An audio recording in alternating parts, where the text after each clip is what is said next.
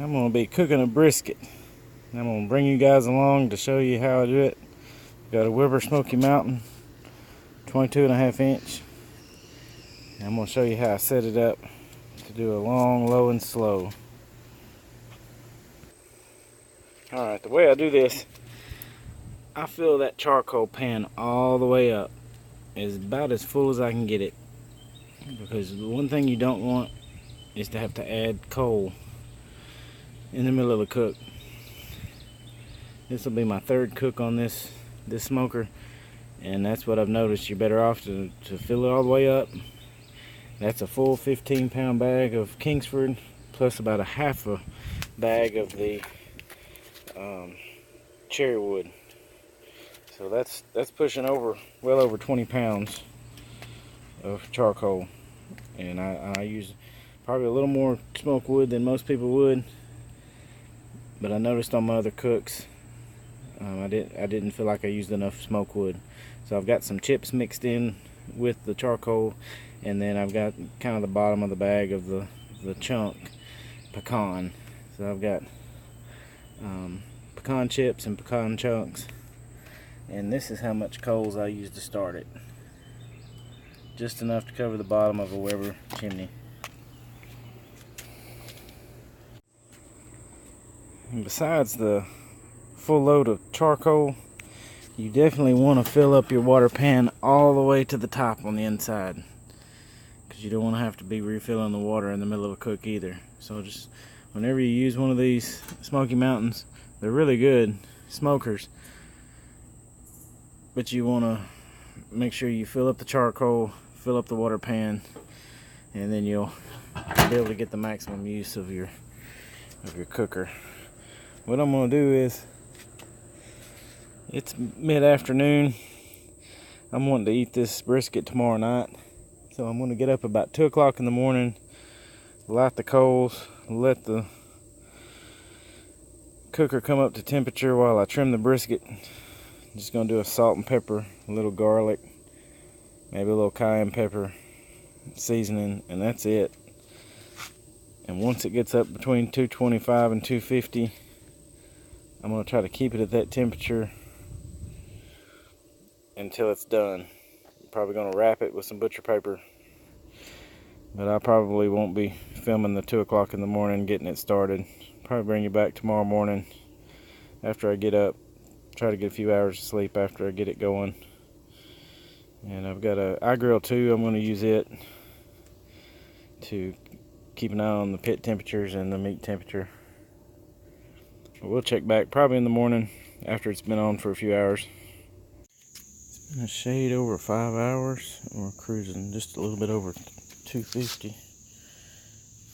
That's saying 258.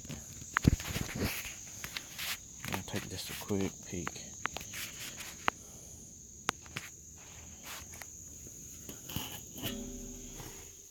Oh yeah. Still got a ways to go.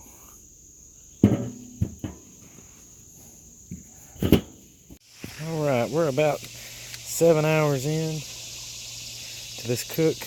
We're holding steady right at 178 is the meat temperature.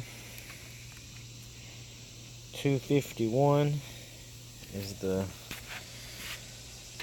cooker temperature. And we're just going to take another peek. We're stalled between 175. It's been slowly rising. 178 right now.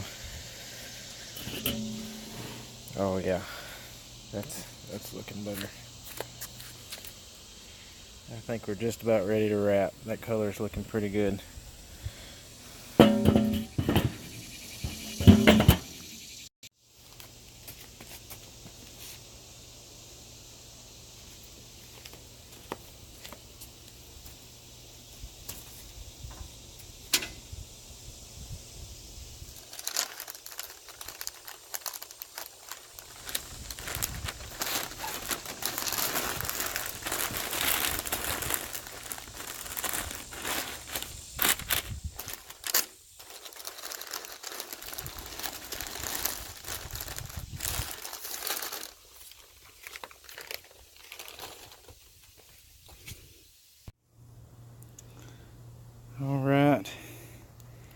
This is the final product.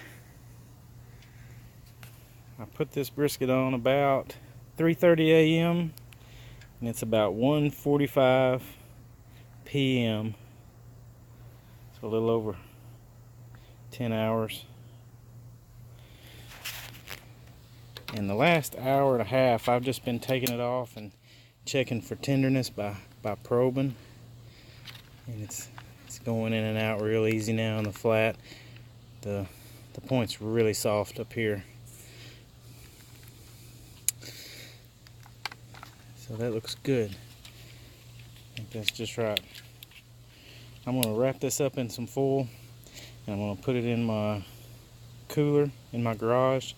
That's going to keep it piping hot till I'm ready to serve it. I'm going to pull it out probably about 30 to 45 minutes before we're ready to eat. Let it cool down a little bit more before I slice it.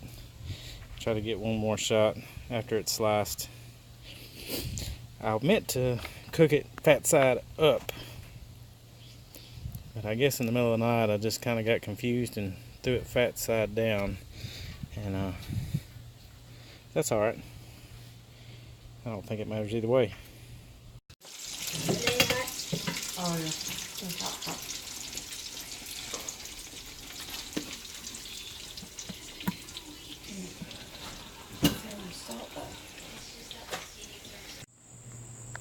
The cook's over. We had dinner.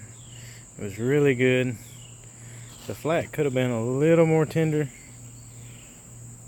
but I like it when it's not falling apart trying to slice it. So it was pretty good. The point side of it was really tender. It was just a really good meal. Thanks for watching.